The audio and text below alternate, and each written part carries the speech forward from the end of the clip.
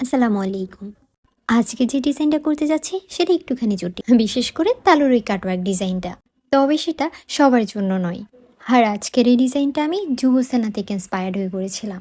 যদিও আমার ডিজাইনটা আপুর মতো এতটা সুন্দর হয়নি এবং কাটওয়ার্কটাও আমি নিজের ইচ্ছা মতো করে ফেলেছিলাম।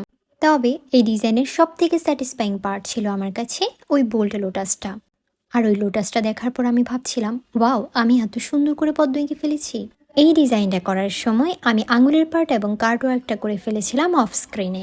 তারপর আমার ভিডিও করার কথা মনে পড়ে এবং আমি রোজ অ্যান্ড লতাপাতার ডিজাইনটা অন স্ক্রিনে এসে করতে থাকি। অবশেষে একটা সাইড কমপ্লিট, এটাই হচ্ছে আমাদের ফাইনাল লুক।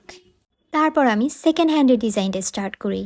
যদিও আমি ডিজাইনটা নিজের মতো করে করছিলাম, তবুও আমি আগের ডিজাইনটার সাথে কিছুটা মিল রাখার চেষ্টা করছিলাম। ডিজাইনটা করতে গিয়ে পরে খেয়াল করলাম আমি 2বার বোল্ট লোটাস দিয়ে দিয়েছি এই হাতে। সে যাই হোক, দেখতে কিন্তু সুন্দরই লাগছিল এবং কালার আসার পর কিন্তু এটা আরও অনেক বেশি সুন্দর দেখাচ্ছিল। অনেকেই বলেন, আপু লিকুইড পেস্ট দিয়ে কিভাবে কাজ করেন? আপনারা ভিডিওটা ভালোভাবে লক্ষ্য করলেই বুঝতে পারবেন আমি ভরাটের কাজটা বাকি রেখে পুরো ডিজাইনটাই এঁকে ফেলেছিলাম। তারপর যখন বর্ডার লাইনগুলো শুকিয়ে আসে তখন আমি সেগুলোকে ভরাট করে ফেলি। ঠিক এভাবেই আর্টিস্টরা লিকুইড পেস্ট দিয়ে কাজ করে। কথা বলতে বলতে ডিজাইন তো শেষ, সাথে ফ্রেশ স্টেন উঁকে দিচ্ছে। চলেন এবার তাহলে এটার 24 ঘন্টার স্টেন কেমন এসেছিল সেটা দেখাই আপনাদেরকে।